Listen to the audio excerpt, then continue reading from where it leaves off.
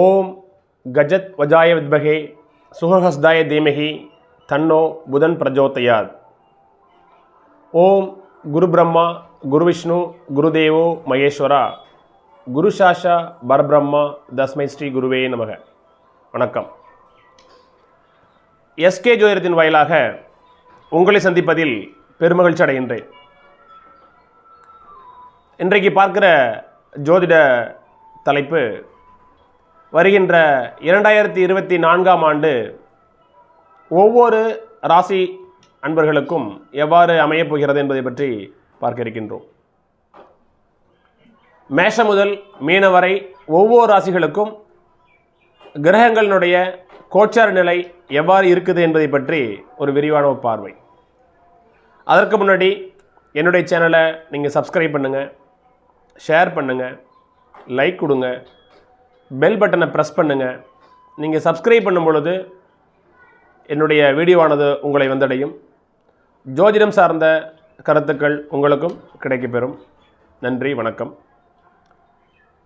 SK ஜோதிட அன்பர்களுக்கும் உலக தமிழர்களுக்கும் எனது மனமார்ந்த ஆங்கில புத்தாண்டு நல்வாழ்த்துக்களை தெரிவித்துக் கொள்கிறேன். இந்த 2024ஆம் ஆண்டு பலன் எப்படி இருக்கு அப்படின்னு பார்க்கறதுக்கு முன்னாடி இந்த கோச்சார காலங்களில் எந்தெந்த கிரகங்கள் நமக்கு நன்மை அளிக்கின்ற நிலையில் இருக்குது என்பதை பற்றி முதல்ல பார்த்துருவோம். ஸோ நமக்கு தெரியும் 9 கோள்கள் இருக்குது. சில கோள்கள் பார்த்திங்கன்னா மாதம் ஒரு ராசியிலேருந்து மற்றொரு ராசிக்கு போயிட்டே இருக்கும். இப்போ சூரியன் அப்படின்னு சொன்னால் ஒரு ராசியிலேருந்து மற்றொரு ராசிக்கு நகர்ந்து செல்வதற்கு ஒரு மாதம் 30 நாட்கள், சரிங்களா? அதே மாதிரி சந்திரன் பார்த்திங்கன்னா 2.25 நாட்கள் தான் ஒரு ராசியில் இருக்கும். அதுக்கப்புறம் அந்த சந்திர பகவான் அடுத்த ராசிக்கு போயிடுவார். அதே மாதிரி புதன், சுக்கிரன், செவ்வாய் இது எல்லாமே மாதக்கோள்கள் தான். ஒரு 30லேருந்து 40 நாட்களுக்குள்ள ஒரு ராசியிலேருந்து மற்றொரு ராசிக்கு நகர்ந்து போயிடுவாங்க. ஆனால் ஒரு ராசியில் நீண்ட நாட்கள் இருந்து பலனை அளிக்கின்ற ஒரு நிலையில் இருக்கின்ற கிரகங்கள் பார்த்திங்கன்னா ஒன்று குரு, சனி பகவான், ராகு, கேதுக்கள். இதுதான் ஒரு பெயர்ச்சி ஆனதுச்சுன்னா ஒரு ராசியிலேருந்து மற்றொரு ராசிக்கு பெயர்ச்சி ஆகிடுச்சுன்னு சொன்னால் கிட்டத்தட்ட ஒரு வருட காலம், குருலாம் ஒரு வருட காலம் ஒரு ராசியில் இருப்பார். சில காலங்கள் வக்ரமடைவார், அது ஒன்றும் பிரச்சனை இல்லை. பட் குரு பகவான் ஒரு ராசியில் ஒரு வருடம் இருப்பார். ஒரு ராசியிலேருந்து மற்றொரு ராசிக்கு இடம்பெயர்றதுக்கு ஒரு ஆண்டு எடுத்துக்கும். அதேமாதிரி சனி பகவான் ஒரு ராசியிலிருந்து அடுத்த ராசிக்கு நகர்ந்து செல்வதற்கு 2.5 ஆண்டு காலம் எடுத்துக்கிறார். அதனால தான் மெதுவாக செல்கின்ற கிரகம், மந்தன் அப்படின்னு பேர். கால் தாங்கி தாங்கி நடந்து போவார். ஸோ அந்த அமைப்புகள் தான் சனி பகவானுக்கு. அதேமாதிரி ராகு, கேது போன்ற கிரகங்கள் கிட்டத்தட்ட 1.5 ஆண்டுகள் 18 மாதங்கள் ஒரு ராசியில் இருப்பாங்க. ஒரு ராசியிலிருந்து அடுத்த ராசிக்கு அவங்க பெயர்ச்சி ஆகிறதுக்கு ஒரு வருடம் 8 மாதம் ஆகுது, 1.5 வருஷம் ஆகுது, சரிங்களா?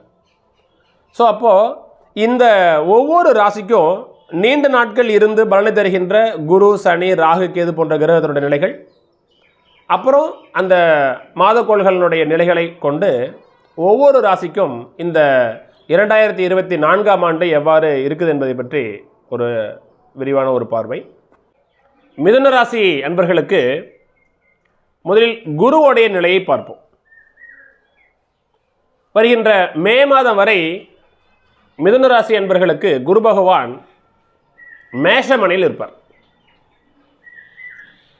மேஷம் ஒரு லாபஸ்தானம், ஒரு வெற்றி ஸ்தானம். குருவுக்கு மிகவும் பிடித்த வீடு செவ்வாயோட வீடு. அப்போ செவ்வாயோட வீட்டில் குரு அங்கே பெருசாக டிஸ்டர்ப் ஆக மாட்டார். எனவே 11ஆம் இடத்தில் இருக்கின்ற குரு பகவான் மே மாதம் வரை உங்களுக்கு வெற்றியை தான் தரப்போகிறார். உங்கள் ராசிக்கு 5ஆம் இடத்தை அந்த குரு பகவான் பார்ப்பார். ராசிக்கு 11ஆம் இடத்தில் இருக்கின்ற குரு பகவான் மே மாதம் வரை 5 மாதங்கள் அங்கே தான் இருக்க போகிறார். குருவுடைய பார்வை எப்பொழுதும் வலிமையானது என்கின்ற அடிப்படையில் உங்கள் ராசிக்கு 11ஆம் இடத்தில் இருக்கின்ற குரு பகவான் ராசிக்கு 5ஆம் இடத்தை பார்ப்பார்.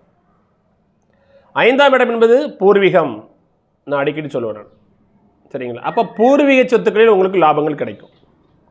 இது நாள் வரை பூர்வீக சொத்துக்களில் தீரா பிரச்சனைகள் இருந்ததுன்னு சொன்னால் அதன் மூலமாக உங்களுக்கு நன்மையை வந்து சேரும். பிரச்சனைகள் தீர்ந்து பிரச்சனைகள் சரி செய்து உங்களுக்கு வெற்றியை தேடித்தரும். விவசாயத்தில் முன்னேற்றம் வரும். சரிங்களா? பிள்ளைகளுக்காக நீங்கள் எடுக்கின்ற முயற்சிகள் அத்தனையும் வெற்றி பெறும். பிள்ளைகளுடைய வாழ்க்கையில் நல்ல ஒரு ஒளி வீசும். சரிங்களா? ஏன்னா 5ஆம் இடங்கிறது குழந்தைகள் ஸ்தானம். அது உங்களுடைய பிள்ளைகளுக்கு உடல் ஆரோக்கிய குறைபாடு இருந்துச்சுன்னு சொன்னால் இந்த காலகட்டம் இந்த குருவுடைய பார்வை நிச்சயமாக உங்களுடைய குழந்தையினுடைய ஆரோக்கியத்தில் ஒரு முன்னேற்றத்தை ஏற்படுத்தி கொடுக்கும். ஸோ பொதுவாக எப்பொழுதுமே குருவுடைய பார்வை 5ஆம் இடம், குருவுடைய பார்வை எங்கே தான் நல்லது தான். 5ஆம் இடம் மட்டுமல்ல. சரிங்களா? ராசிக்கு 11ஆம் இடத்தில் இருக்கின்ற குரு பகவான் உங்கள் ராசிக்கு 5ஆம் இடத்தை பார்க்கின்றார். அப்போ 5ஆம் ஸ்தானம் பலப்படுது, அதிர்ஷ்டம் வந்து சேரும். சரிங்களா? காதல், சிற்றின்பம் சம்பந்தமான வகைகளில் லாபங்கள், ஒரு நல்ல ஒரு புத்துணர்ச்சி உங்களுக்கு கிடைக்கும். ஸோ எல்லாமே நல்லா இருக்கு. அதே மாதிரி ராசிக்கு 11ஆம் இடத்தில் இருக்கின்ற குரு பகவான் உங்கள் ராசிக்கு 3ஆம் இடத்தையும் பார்ப்பார்.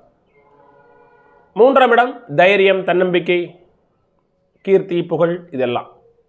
அப்போ இளைய சகோதரம் 3ஆம் இடம் தான். நல்ல தைரியத்தை கொடுப்பார் இந்த குருவுடைய பார்வை. எதையும் செய்யலாம் அப்படிங்கிற ஒரு உத்வேகம் இருக்கும். முயற்சிகள் வெற்றடையும்.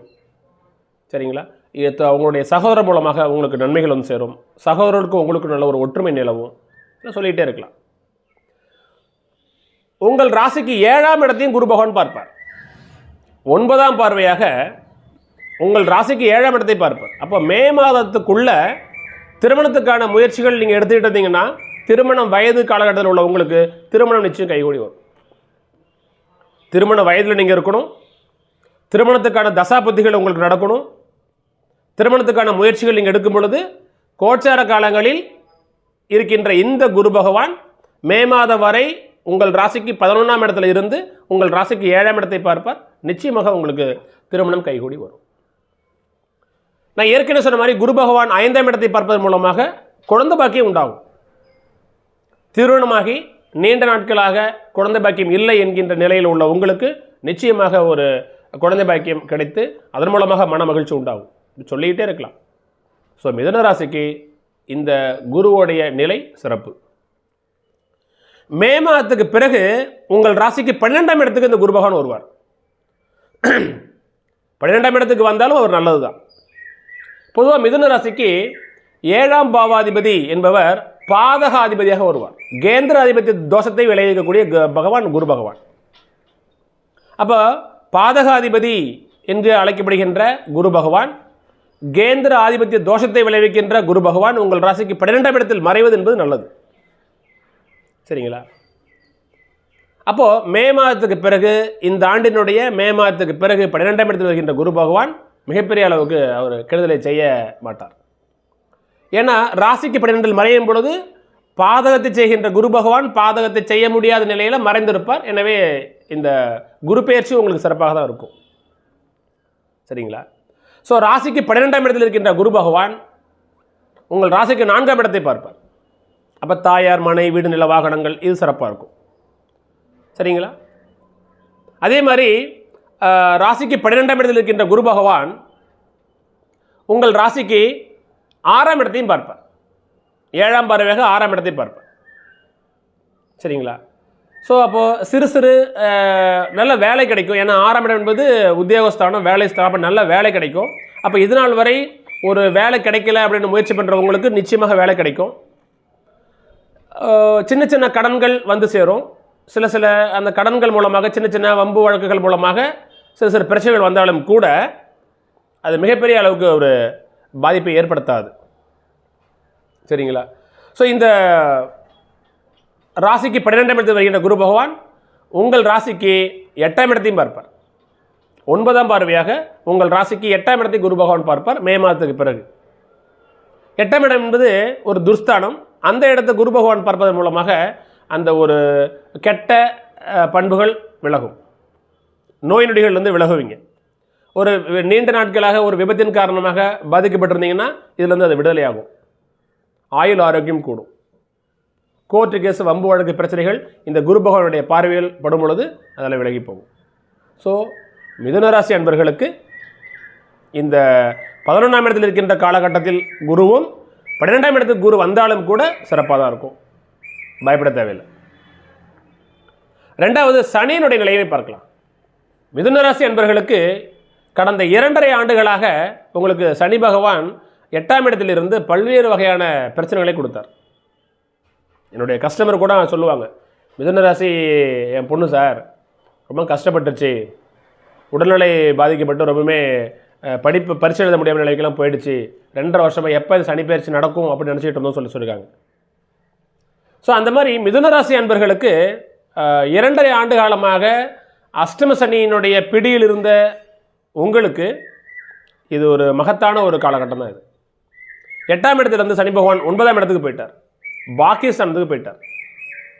இப்போ 9ஆம் இடத்துல இருக்கிற சனி பகவான் நிச்சயம் உங்களுக்கு பாக்கியத்தை கொடுப்பார். சரிங்களா? ஸோ அதனால் எந்த வகைகளையும் நீங்கள் கவலைப்பட தேவையில்லை.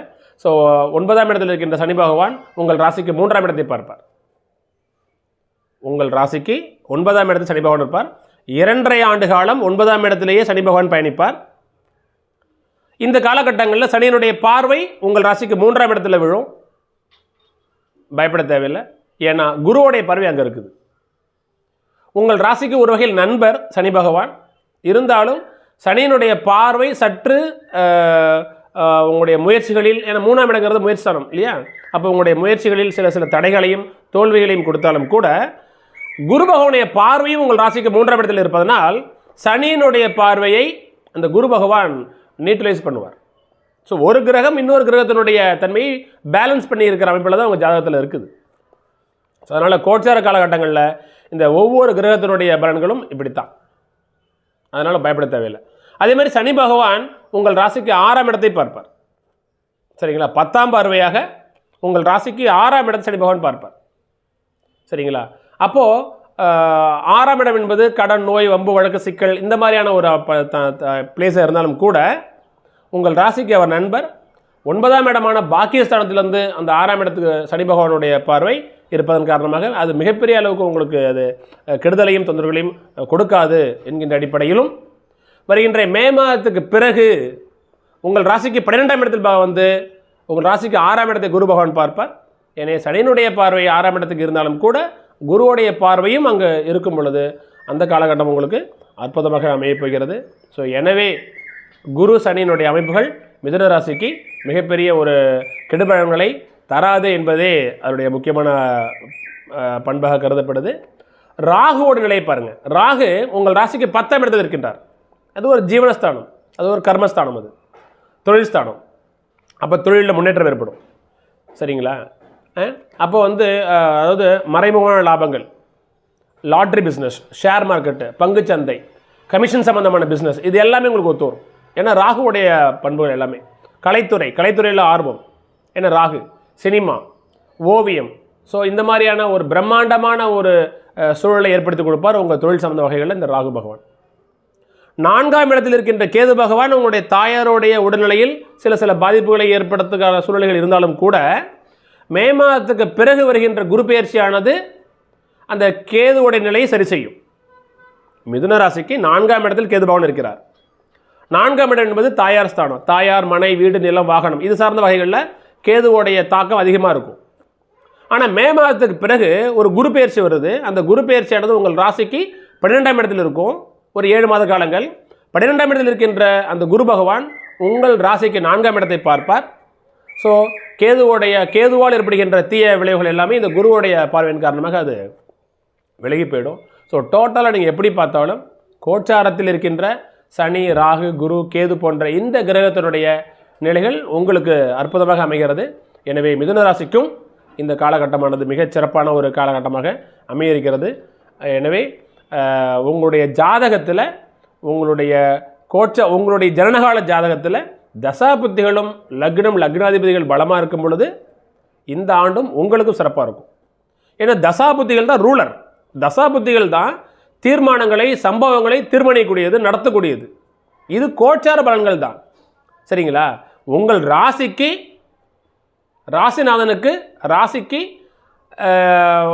சனி, குரு, ராகு, கேது போன்ற கிரகங்கள் எங்கே இருந்து பார்வையை செலுத்துகிறது, இந்த பார்வையின் மூலமாக என்ன மாதிரியான நன்மை தீமைகள் விலகி என்பது ஒரு பார்வை, ஜஸ்ட் அவ்வளோதான். ஆனால் முழுமையான ஜாதக பலன் என்பது உங்களுடைய ஜனனகால ஜாதகம் தான். ஸோ அதனால் நீங்கள் அதை பற்றி நீங்கள் ஒன்றும் ஒரி பண்ணிக்க வேண்டாம். ஸோ எப்படி இருந்தாலும் கூட இந்த கிரகத்தினுடைய இருப்பிடம், பார்வை இதை அடிப்படையாக கொண்டு நம்ம கணிக்கும் பொழுது மிதுன ராசிக்கு ஒரு சிறப்பான காலமாகவே நம்ம இதை சொல்லலாம். நன்றி, வணக்கம்.